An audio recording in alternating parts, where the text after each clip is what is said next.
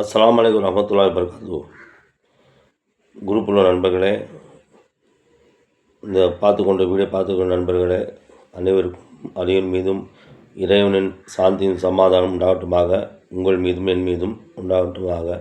ஆமீன். அல்லாஹ்வுடைய கிருபை கொண்டு நம்ம ரம்ஜான் மாதம் அடைந்தோம். 23 நோன்பு முடிந்து விட்டது. அல்லாஹ் நாடினால் இன்னும் 7 நோன்பு நமக்கு இருப்போம். அல்லாஹ் தாலா அது கிடைக்கிறதுக்கு உதவி செய்வானாக. ஆமீன். நம்ம இன்றைக்கி ஜும்மா தொழுதுட்டு இங்கே வந்துட்டு காவாங்கரை பள்ளிவாசல், நூறு பள்ளிவாசல் இருக்கிறது. அந்த பள்ளியில் இன்றைக்கி ஒரு சின்ன 2 பசங்க, ஒரு பையன் 9வது படிக்கிறானா, ஒரு பையன் அவன் தம்பி 4வது 5வது படிக்கிறான்னு சொல்லியிருந்தான். அந்த 2 பசங்க கையங்கி நிற்கிறாங்க வெளியில். என்ன நிற்கிறாங்க, அவங்க அப்பா கிடையாது. அப்பா இல்லாமல் அவங்க அம்மாவோட உடம்பு சரியில்லாமல் இருக்காங்க. இந்த பசங்க அதில் அந்த வறுமையில் படிக்கிறாங்க, சின்ன சின்ன வேலை செஞ்சுட்டு பிழைக்கிறாங்க. ரொம்ப கஷ்டமான குடும்பம். இப்போ இதில் நிறைய செலவந்தரங்க பள்ளிவாசல் வந்திருக்கிறாங்க. நிறைய பேர் கண்டுக்காமல் போகிறாங்க. நிறைய பேர் முடிஞ்சது எதாவது கொடுத்து போகிறாங்க. 10 100 அப்படி போட்டு போகிறாங்க. அந்த பையன் கண்காணிக்க நிற்கிது, சாப்பாடுக்கும் வழி இல்லை அப்படின்னு சொல்லி அழுதுட்டு நிற்கிறாங்க 2 பசங்க. அந்த மாதிரி நிறைய பேர் இருக்கிறாங்க. இந்த எக்ஸாம்பிள் 2 பேர் தான் சொல்கிறேன் நான். நிறைய பேர் எல்லா பள்ளியும் நிறைய பேர் வராங்க. இதுக்கு காரணம் யார்? இன்னொரு முஸ்லீமு தான், செல்வந்தர் முஸ்லீம்கள் தான். ஏன்னா அல்லாஹ் தஆலா மறுமையில் நாளைக்கு கேட்பான், செல்வம் கொடுத்தனே இல்லாதப்பட்ட நீ கொடுத்தியா? சாப்பாடு தண்ணி இல்லாமல் நீங்கள் எவ்வளோ கஷ்டப்படுறாங்க. நம்ம வீட்டில் நம்ம குடும்பத்தில் ஆள் ஒரு குழந்தை சாப்பிடாம இருந்தால் நம்ம மனசு எவ்வளோ கஷ்டப்படும் நமக்கு. ஏன் குழந்தை சாப்பிடல, என்ன ஆச்சு, இந்த உடம்பு சரியில்லையா, ஒரு ஹாஸ்பிட்டலில் காமிங்க, ஏதாவது உடம்புல ப்ராப்ளம், ஏன் சாப்பிடாம இருக்க குழந்தை கேட்போம் இல்லையா? ஆனால் சாப்பாடு தண்ணி இல்லாமல் எவ்வளோ குழந்தைங்க கஷ்டப்படுறாங்க. இன்றைக்கி ஒரு இதில் வருது, உலகத்தில் நம்ம பார்க்குறோம். நிறைய பேர் ஒரு ஊரில் சாப்பாடு இல்லாமல் நிறைய பேர் சாப்பிட்றாங்க. இன்றைக்கி வந்து முஸ்லீம் அடித்து சாப்பிட்றாங்க. எத்தனை இடத்துல நடந்துகிட்ருக்கு. எத்தனை முஸ்லீம்களை கஷ்டப்படுறாங்க. இந்த இப்போ ஈரான் நாடு சண்டை போட்டு அது எவ்வளோ பேர் செத்துருக்காங்க. இப்போ எல்லா உலக நாடுகள் எல்லாத்துக்குமே கஷ்டம். கேஸில் சொல்லிட்டு கஷ்டம், என்னென்ன கஷ்டம். ஆனால் இந்த செலவந்தரெலாம் அவங்க பொழிச்சுக்குவாங்க. பாதிக்கப்படுறது யாருன்னா ஏழைங்க தான். பணம் இருக்கிறவங்க எப்படியாவது கொடுத்து வாங்கிக்கிறான் காசு. பணம் இல்லாதவன் தான் பாதிக்கப்படுறான். என்ன ப்ராப்ளம், என்ன போகிறனால, என்ன உலகத்தில் என்ன நடந்தாலும் பாதிக்கப்படுற முதல் ஆளுங்க ஏழைங்க தான். ஆனால் இதுக்கு காரணம் செல்வந்தர்கள். நம்ம அல்லாஹ் மேலே போட்ட முடியாது. அல்லாஹ் கொடுத்துருக்கான் எல்லாருக்குமே. 100க்கு 2000 ரூபா ஏழைக்கு டேக்ஸு, இறைவன் டேக்ஸ் கொடுத்தாலும், அல்லாவோட டேக்ஸ் கொடுத்துடணும், ஏழை வரி. ரசூலுல்லாஹ் சொல்லியிருக்கிறாங்க, யார் அல்லாவோட கை பிடிக்க நினைக்கிறீங்களோ அவங்க ஏழை கை பிடிச்சிக்குங்க. ஏழை கை பிடிச்சி விட்டால் அல்லா கை பிடிச்சி விடுவான்.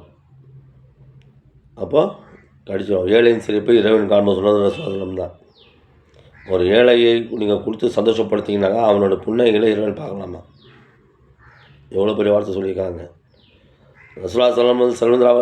இப்போ நம்ம வந்து நிறைய பேர் முஸ்லீம்ஸ் வாழ்கிறோம். ஒரு ஆளாவது முஸ்லீம்ஸ், உலகத்தில் எந்த முஸ்லீமாக இருந்தாலும் சொல்கிறேன், என்ன சேர்த்து தான் சொல்கிறேன். ரசூலுல்லாஹ் சொன்ன வாழ்க்கை மேலே மறந்துட்டுருக்கோம் சொல்லுங்கள். அவங்க வந்து என்ன சொன்னாங்க, யா அல்லாஹ் என்னை ஏழையாக வாழவை, ஏழையாக மரணிக்க செய், மறுமை நாள் ஏழைங்களோடு எழுப்பிவிடு. பாருங்கள், பணக்காரோட ஒரு சக்கரவர்த்தி, அவர் நாட்டு சக்கரவர்த்தி. அவர் மரணிக்கும் போது அல்லாஹ்வுடைய தூதர், நாட்டு சக்கரவர்த்தி, இஸ்லாம் அவர் ஆட்சி கையில் இருந்தது. அவர் அப்போ கூட அவருடைய போர் கலசம், சண்டைக்கு போடுவாங்க போர் கலசம், அந்த கலசம் அடமானம் வச்சுருந்தாங்களாம். நாட்டு சக்கரவர்த்தி பாருங்கள் எந்த அளவுக்கு ஏழ்மையாக வாழ்ந்துருக்காங்க. அது கூட உமர் அலி காலத்தில் தான் மூட்டப்பட்டது. ஒரு ஈதொரட்டை வச்சுருந்தாங்க. எதுக்கு வச்சுருந்தாங்க? ஒரு 4-5 படி கோதுமைக்காக. அப்போ 9 மணிக்கு உயிரோடு இருந்தாங்களாம் அவர் மரணிக்கும் போது. அந்த கோதுமை அது வாங்கி எல்லாம் பங்கி கொடுத்தாங்க அவங்களுக்கு. அப்போ எந்த அளவுக்கு வறுமையாக வாழ்ந்துருக்காங்க. நீங்கள் நிறையா வாழ்க்கையில் நிறைய பேசுவாங்க நிறைய பேர். இன்றைக்கி 2 வீலர் இல்லாமல் ஒரு ஆள் கிடையாது. அப்போ ஏழையான மிடில் கிளாஸ் அந்த ஏழை எல்லோரும் இருக்காங்க. ஆனால் எல்லாம் அப்படியே வாழ்ந்துட்டுருக்கோம். நம்மளால் ஒரு பக்கத்து வீட்டுக்காரன் பட்னியாக இருந்தால் நாளைக்கு அல்லாட்ட பலி சொல்லி ஆகணும். பக்கத்து வீட பட்னியாக இருந்தால் போய் அவனை பார்க்க சொல்லியிருக்காங்க. சுவாசலம் கறி ஆக்கினாக்கா அவனுக்கு கொஞ்சம் குழம்பு கொண்டு சொல்லியிருக்கிறாங்க. தண்ணியை கொஞ்சம் தண்ணி சேர்த்துக்கோ, கொஞ்சம் குழம்பு நிறையா பண்ணி அவன் பக்கத்து வீட்டுக்காரன் கொடு, அவன் பட்னியாக இருப்பான். பக்கத்து வீட்டுக்காரன் உடம்பு சரியாமல் படுத்திருந்தால் அவனை போய் நீ கவனி. அவனால் காசு கொடுக்க முடியாதவனா அவனால் உடலால் உதவி செய். அண்டை வீட்டுக்காரனோட பற்றி அவனுக்கும் சொல்லப்பட்டது இஸ்லாம். ஒரு சஹாபி சொல்கிறாரு, அண்டை வீட்டுக்காரங்க வந்து எந்த அளவுக்குனாக்கா நம்ம சொத்துல பங்கு கொடுக்குற அளவுக்கு எல்லாம் வந்துருமான்னு நினச்சேன் நான். அந்த அளவுக்கு கவனிக்க சொல்லியிருக்காங்க அண்டை வீட்டுக்காரர். நம்ம பக்கத்து கொடுத்தன வீட்டுக்காரங்கள்ட்ட இன்றைக்கி நம்ம சண்டை போடுறோம், இல்லாட்டி சண்டை போடக்கூடாது. ஏன்னா நாளைக்கு உங்களுக்கு ஏதாவது நான் பக்கத்து வேணா வந்து நிற்பான். அண்டை வீட்டுக்காரர்கள் அல்லாவையும் மறுமை நாள் நம்பக்கூடியவர்கள் அண்டை வீட்டுக்காரர்களோடு கண்ணியமாக நடந்து கொள்வார்கள் சொல்லப்பட்டிருக்குது. அது மாதிரி வரக்கூடிய விருந்தாளிகளுக்கு முகத்தை காட்டக்கூடாது. வரக்கூடிய விருந்தாளி உங்கள் வீட்டில் என்ன காசு சாப்பிட வச்சு அனுப்புங்க, புன்னைக்கோட வரவைங்க, அது ஒரு சதக்கா. இன்றைக்கி எத்தனை பேர் நம்ம சொந்தத்துக்குள்ளே சண்டை ஒற்றுமை கிடையாது. சொந்த அண்ணன் தம்பி, அக்கா தங்கச்சி, மாமா மச்சான் கூட சொந்தக்காரங்களுக்குள்ள சண்டையாக பேச்சுவார்த்தை இல்லாமல் இருக்கிறோம். நான் பெரியவன் நீ பெரியவன்னு நோன்பு வச்சு பெரிய பிரயோஜனமெல்லாம் போயிடும். ஒரு சொந்த பந்தம் 3 நாளுக்குள்ளே சண்டை போட்டால் சேர்ந்துடணும், பேசிக்கணும். பேசணும்னு சொன்னாங்க. நீங்கள் போய் அவங்க வீட்டில் போய் ஒதுக்க சொல்ல வரல. ஒரு சலாம்னு சொல்லிட்டு போங்க, சிரிச்சுட்டு போங்க. மனசுக்குள்ள விரோதம் வைக்காதீங்க, வைக்கக்கூடாது. ஆனால் இன்றைக்கி எத்தனை பேர் அம்மா அப்பா பார்க்காம இருக்காங்க, பெற்றவங்களை மதிக்காமல் எவ்வளோ பிள்ளைங்க இருக்கிறாங்க. இன்றைக்கி நம்ம வறுமை கோட்டில் இருக்கிற இஸ்லாம் மதம் தான் நிறைய வறுமை கோட்டில் கீழே இருக்குது. ஏன்? அது காரணம் யார்? அரசாங்கம் கூப்பிட்டு சொல்ல முடியாது. நம்ம ஒவ்வொரு முஸ்லீமும் கணக்கு பார்த்துட்டு ஜக்காத் கொடுத்தான்னாக்கா உலகத்தை ஒரு முஸ்லீம் கூட ஏழையாக இருக்க மாட்டான். நான் அவ்வளோ பணம், ஒரு முஸ்லீம்கிட்ட அவ்வளோ பணம் இருக்குது. கரெக்டாக அவன் ஜக்காத் கொடுத்துட்டான்னு வச்சுக்கோங்க. கணக்கு பார்த்துட்டு ஒரு முஸ்லீமுங்க ஒரு ஏழைங்களுக்கு தூக்கி விட்டான்னு வச்சுக்கோங்க. அவன் மறு வருஷம் அவன் அல்லாவுடைய கிரும்புங்க, அவன் வியாபாரம், அவன் செலவு தரேன், அவன் ஜக்காத் கொடுக்க ஆரம்பிச்சிருவான். ஒரு முஸ்லீம் கூட ஏழையாக இருக்க மாட்டான். பள்ளிவாசலில் ஒரு முஸ்லீம் வந்து நிற்க மாட்டான் உதவி பண்ணுங்கன்னு சொல்லி. அதே மாதிரி பள்ளிவாசலுக்கு நிறையா செலவு செய்கிறாங்க, கட்டுறாங்க, ரொம்ப பெருமானம் கட்டுறாங்க. அல்ஹம்துலில்லாஹ், அல்லாவுடைய வீட்டு கட்டுங்க, நல்ல விஷயந்தான். அது இமாமுடைய சம்பளம் ஏற்றுங்க, மொய்தினாரோட சம்பளம் ஏற்றுங்க. அவங்களுக்கும் குடும்பம் இருக்குது, அவங்களுக்கும் பசங்க இருக்கிறாங்க, அவங்களுக்கும் செலவுங்க இருக்குது, கொடுத்தோன்னு பார்க்கணும், ஸ்கூலு படி செலவு, வீட்டு செலவு பார்க்கணும். ஆனால் அவங்க சம்பளம் ஏற்ற மாட்டாங்க. நிறையா ஊரில் பார்க்குறேன். பள்ளிவாசல் நல்லா பிரம்மாண்டமாக கட்டுவாங்க. அல்லாவுடைய கட்டுங்க, அல்லாவுடைய கட்டுறதுக்கு அது அல்லாவுடைய வீட்டுக்குள்ள பணி வீடு செய்யணும், அவங்களுக்கு ஏற்றணும்ல. எனக்கு அதுவும் கேட்பான்ல. அதே மாதிரி நம்ம பிள்ளைங்களை தொழுவாளி ஆக்குங்க. நல்ல தொழுவு சொல்லக்கூடிய நிறைய வீட்டில் தொழுவாமல் இருக்காங்க, பெண்கள் ஆண்கள். அதுவும் அல்லாவுடைய அசாப் வந்து இறங்குது. தொழுவை எந்த வீட்டில் இல்லையோ அந்த வீட்டில் அல்லா சைத்தான் தான் இருப்பான் அந்த இடத்துல. ரசூலுல்லாஹ் சொன்னாங்க, நீ 100 பள்ளிவாசல் கட்டிட்டு போகிறது மரணிக்கிறது ஒன்று தான், உனக்காக துவா செய்ய உள்ள விட்டு போகிறது அது ஒன்று தான். அதுக்கு ஈக்குவலாக சொல்லப்பட்டிருக்கு. அவன் எப்போ துவா செய்வான்? அவன் தொழுதானே துவா செய்வான். அவங்கள பற்றி அப்பாவே தொழுவாமல் இருப்பார், பையன் எங்கே தொழுவாமல் இல்லை? அப்பா தொழுதானே மகன் தொழுவான். அப்பாவை தொழுவே இல்லாமல் இருப்பார், ஆனால் எங்கே மகன் தொழுவான்?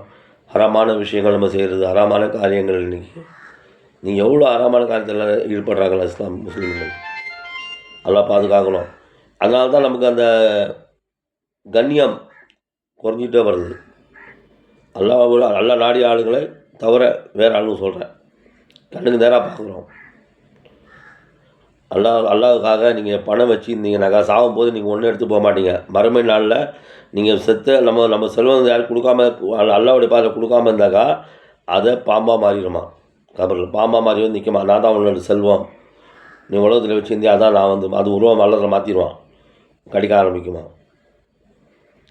அல்லாவுக்காக யார் ஒரு கையங்க வைக்காதீங்க. ஒருத்தர் வந்து கையங்கி கேட்குறான் அவங்கள்ட்ட, அவனுடைய கண்ணியம் மானம் வெக்கம் எல்லாம் விட்டு வந்து உங்கள்கிட்ட கேட்குறான், அழுகிறான், கதிரி அழுகிறான். அவங்களுக்கு எப்படி பார்க்கணும், எப்படி கொடுக்கணும்? ஒரு முஸ்லீமோட மான மரியாதை, ஒரு கண்ணியம் காப்பாற்றணும். அவர் இன்னொரு முஸ்லீம் அவமானப்படுத்தக்கூடாது, கேவலப்படுத்தக்கூடாது. 3 பேர் அல்லா தஆலா பார்க்க மாட்டேன்னு சொல்லியிருக்கான் மறுமை நாளில். 4 பேர் வருது ஒரு ஹதீஸில், 3 வருது. அதில் 4 பேர் ஃபஸ்ட்டு ஆள் அகம்பாரமாக நடக்கிறவன் ரோட்டில், என்னை அடிக்க ஆள் இல்லை, நான் தான் பெரியவன், துணி கட்டின துணி வந்து காலில் கீழே மிதிச்சு நடக்கிறவன், அகம்பாவை நடத்துகிறாள், பந்தாவாக நடக்கிறாள், அவன் எல்லாத்துலாம் பிடிக்காது, மறுமை நாள் பார்க்க மாட்டான். 2வது வந்து செய்த உதவி சொல்லி காட்டுறவன். ஒருத்தருக்கு உதவி செஞ்சுதான் அது மறுத்துருங்க. நீங்கள் தப்பு செஞ்சது ஞாபகம் வைங்க, குற்றம் செஞ்சுட்டேன் எல்லாம் மன்னிப்பான, ஆனால் உதவி செஞ்சு அப்போ மறந்துடுங்க. அந்த உதவி செஞ்சு ஞாபகம் வச்சுட்டு சொல்லி காட்டுறது அவனுக்கு, என்கிட்ட தான் வந்தான் நின்றா, நான் தான் அவனுக்கு உதவி பண்ணி இந்த அளவுக்கு நிற்பான்னு சொல்லி சொல்கிறது. அது அவனே பார்க்க மாட்டான்ல. 3வது ஒருத்தவன் பெற்ற தாய் தந்தையை மதிக்காதவன், கஷ்டம் கொடுக்குறவன், அவங்க வார்த்தைக்கு மதிக்காமல் கஷ்டம் கொடுக்குறவன், 4வது அல்லாஹ் மேல பொய் சத்தியம் பண்ணுறவன். இந்த 4 பேரை அல்லாஹ் தஆலா மறுமை நாளில் பார்க்க மாட்டானாம். ரஹமத்து கொண்டு பார்க்க மாட்டான். கோபம் பார்த்தானா நரக தூக்கி போட்டுருவான். அது மாதிரி தொழுவை. இந்த தொழுவை வீணாக்காதீங்க. அல்லாஹ் இன்றைக்கி கொடுத்துருக்குறான். இன்றைக்கி நம்ம அன்றைக்கி தூங்குகிறோம். அடுத்த செகண்டு நம்ம உயிரோடு இருப்போமா அதில் சொல்ல முடியாது. நம்ம எந்த தொழுவோமோ அதான் கடைசி தொழில் நினச்சி தான் தொழணும். அடுத்த தொழில் வரைக்கும் நம்ம இருப்போமா இல்லைன்னு தெரியாது. அல்லாஹ் தஆலா மறுமை நாளில் எழுப்பும் போது முதல் கேட்கப்படைய கேள்வி தொழுகையை பற்றி தான். எல்லாம் நடந்து வருவானா. அப்போ எல்லா சஜ்தாவில் விழுந்துருவோமா. 2 பேர் தவிர 2 பேர் சஜ்தாவில் விழ முடியாது. ஏன்னா அந்த முதுகு பழகாயிருமா, குனிய முடியாது. அவங்க யார்? பிறகு காட்டுறதுக்காக தொழுதவன். அவரை பார்த்து எல்லாம் சொல்லணும், தொழுவாளி ஆலிமா அப்படி சொல்லணும். அதுக்காக பார்த்து தொழுதவன். அவன் தொழுவ வீணாக போயிடும். இன்னொருத்தர் தொழுவாதவன். அந்த 2 பேர் பழகமாக தூக்கி தூக்கி போட சொல்லலாம்ல. அப்போ தொழுவை ஃபஸ்ட்டு கேள்வி தொழுவை தான். அதுக்கப்புறம் தான் மீதி செய்தவெல்லாம் விசாரிப்பாங்களாம். அப்போ தொழுவை எந்த மாதிரி சிறப்பான தொழுவை, எந்த நிலைமையிலும் தொழுவை உங்களுக்கு உள்ளது அனுமதி கிடையாது. 2 பேருக்கு அனுமதி. ஒருத்தன் பைத்தியக்காரனுக்கு அவனுக்கு மாப்பு இருக்குது. இன்னொருத்தன் கோமாவில் இருக்கிறவனுக்கு. மற்றவன் எல்லாரும் தொழுது தான் ஆகணும். அவன் சக்கராத்தாளில் இருந்தாலும் தொழுவை கடமைக்கு தொழுது ஆகணும். நீங்கள் திரும்ப தொழுவை வீணாக்குறாங்க. எவ்வளோ பேர் வீணாக்குறாங்க தொழுவை. நல்லா காப்பாற்றணும். நல்லா நம்ம எல்லோருக்கும் நேர வழி காட்டணும். அதனால தான் நம்ம அடுத்தவங்க போய் பயந்துட்டு இருக்கோம். நீ தொழுவை நீ அல்லாஹ்க்கு பயப்படல, நீ அடுத்தவங்க உலகத்தை பார்த்து பயந்துட்டு இருக்க. உலகம் ஒன்று மெத்துறது. நீ அல்லாஹ்க்கு பயந்தால் உலகம் ஒன்றை பார்த்து பயப்படும். அல்லாஹ் அப்படி ஆக்கிடுவான் எல்லாரையும். முதல்ல ஏழைங்க சொந்த பந்தத்துக்கு உதவுங்க, முட்டார் உதவுங்க, அக்கம் பக்கம் உதவுங்க. யாராவது உங்கள் வீட்டில் உதவி கேட்டு வந்தால் அவங்களால முடிஞ்சால் உதவி செய்யுங்க. இல்லை நல்ல விஷயம் முடியாமல் இருந்தால் நல்ல பிறகு சொல்லி அனுப்புங்க. அவங்களுக்கு யாருக்காவது வழி காட்டுங்க. ஆனால் யாருக்கும் முகத்தை சொல்லிட்டு கை காட்டி திட்டிடாதீங்க. சொல்ல முடியாது. அல்லாஹ் தஆலா மலக்கு கூட அனுப்புவான் அந்த உருவம் மாற்றி சோதிக்கிறதுக்கு. செல்வந்தர்களே, இனி செல்வம் இருக்குது, ஒரு செகண்ட் போதும் நல்லா நாடி தான் மொத்தமாக போயிடும். கொரோனா வந்துச்சு பார்த்தீங்களா எப்படி இருந்துச்சு. இந்த மாதிரி நிறையா எக்ஸாம்பிள் காட்டலாம். புயல், காற்று, மழை, தண்ணியெல்லாம் வந்தது. அப்போ ஒரு பொட்டலாம் சாப்பாடுக்கெல்லாம் கை எங்கே நின்றாங்க பெரிய பெரிய கோடீஸ்வரம்லாம். அப்போ எல்லாம் நாடி தான் ஒரு செகண்ட் எல்லாமே அழிஞ்சு போயிடும்.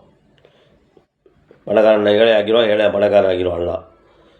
அல்லாஹ் பயந்து யார் ஒருத்தர் கஷ்டப்படுறாங்களோ அப்படி கொடுங்க. அதே மாதிரி ஒருத்தர் கொடுக்குறதுக்கு நீங்கள் ஒரு 10 வேஷ்டி 10 சேலை அப்படி வாங்கி கொடுக்காதீங்க 10 பேருக்கு. அந்த 10 பேருக்கு காசு ஒரு ஆளுக்கு கொடுங்க.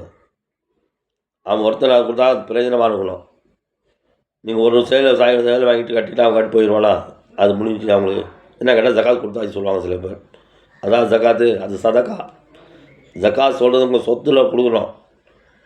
எப்படி கவர்மெண்ட்டுக்கு இன்கம் டேக்ஸ் கட்டுறீங்க வருஷத்துக்கு வாட்டி, தண்ணிக்கு கரண்ட்டுக்கு இடம் வரிக்கு எல்லாம் கட்டுறீங்களா, அந்த மாதிரி அல்லாவுடைய வரி. அது ஏழை வரி கொடுக்குறா வாங்கணும். நீங்கள் அல்லாஹ்க்காக மக்களுக்கு கொடுக்கணும். அல்லாஹ் குர்ஆன்ல சொல்கிறான்ல, அல்லாஹ்க்கு அழகியவனுக்கு கடன் கொடுக்க யார் இருக்கிறா, அப்படி கொடுத்தா அல்லாஹ் பல மடங்கு திருப்பி கொடுப்பாங்க சொல்கிறான்ல. அப்போ அந்த அல்லாஹ் கடன் கொடுக்குதான் என்ன அர்த்தம், ஏழைங்களுக்கு கொடுங்கன்னு அர்த்தம். அந்த காலத்தில் கொடுத்தா குர்ஆனுடைய வசனம் தான் அது. கொடுங்க, ஏழைங்களுக்கு கொடுத்தா அவங்களுக்கு சொத்தில் கம்மியாகாது. இன்னும் அல்லாஹ் பணமும் அதிகமாக்குவான். உங்களுக்கு எல்லாம் இன்னும் அதிகமாக்கிடலாமா, கம்மியாகாது. இல்லாத பட்சம் கொடுங்க. கொடுத்தது சொல்லி காட்டாதீங்க. ஆணவத்தால் ஆடாதீங்க. ஆணவம் எல்லாம் கொஞ்சம் இதெல்லாம் அடங்கி போயிடும். ஒரு செகண்ட் எல்லாம் அடங்கி போயிடும். எல்லாம் நாடி தான். இன்றைக்கி பணம் சில பேர் ஆடுவாங்க, சில பதவி ஆடுவாங்க, சில பேர் உடம்பு பலம் ஆடுவாங்க. எல்லாம் ஒரு செகண்டில் போயிடும். எப்படிப்பட்ட ஆள்லாம் போய் கபர்ஸ்தானுக்கு போய் பாருங்கள். அடுத்த ஒரு நாளாக போய் பாருங்கள், கபர்ஸ்தானுக்குள்ளே போய் போங்க. அப்போ தான் உங்களுக்கு இந்த உலக ஆசை போயிட்டு மறுமை உள்ள ஞாபகம் வரும். ரசூலுல்லாஹ் தான் சொன்னாங்க கபர்ஸ்தானுக்கு போங்க சொல்லி. போய் பொது கபர்ஸ்தான் போய் துவா பண்ணுங்கன்னு எதுக்கு போக சொன்னாங்க. நீங்கள் தர்காக்கெல்லாம் போயிட்டு கொண்டாட்டம் ஆகிட்டு வருவீங்க. கபர்ஸ்தானுக்கு போனால் மரணம் ஞாபகம் வரணும். நம்மளும் இங்கே தான் வந்து படுக்கணும். எவ்வளோ சிறந்த எப்படிப்பட்ட ஆள்லாம் இருப்பாங்க அங்கே, பொதிச்சு இருப்பாங்க. வேறு பார்க்குறது ஆள் கிடையாது. அப்போது அல்லாவோட பயம் அங்கே வரும் உங்களுக்கு. அல்லாஹ் வாழுங்க. அல்லாஹ் எல்லாருக்கும் நேர்வழி காட்டும். எல்லாம் நோய் நொடி இல்லாமல் எல்லாம் எத்தனை பேர் நோய் நொடி இல்லாமல் எல்லாம் ஆக்குவாங்க. நாங்கள் நிறைய பேர் வறுமை போக்குவோம். நாங்கள் கடத்தில் இருக்கிறவங்க கடத்தலை போக்குவோம். நாங்கள் எல்லாமே இறைவன் அல்லாஹ் தஆலா எல்லாருக்கும் நேர்வழி காட்டுவானாங்க. ஆமீன் யா ரப்பில் ஆலமீன். எல்லோரும் மீதும் சாந்தியும் சமாதானம் உண்டாகட்டும். அஸ்ஸலாமு அலைக்கும் வரஹ்மத்துல்லாஹி வபரகாத்துஹு.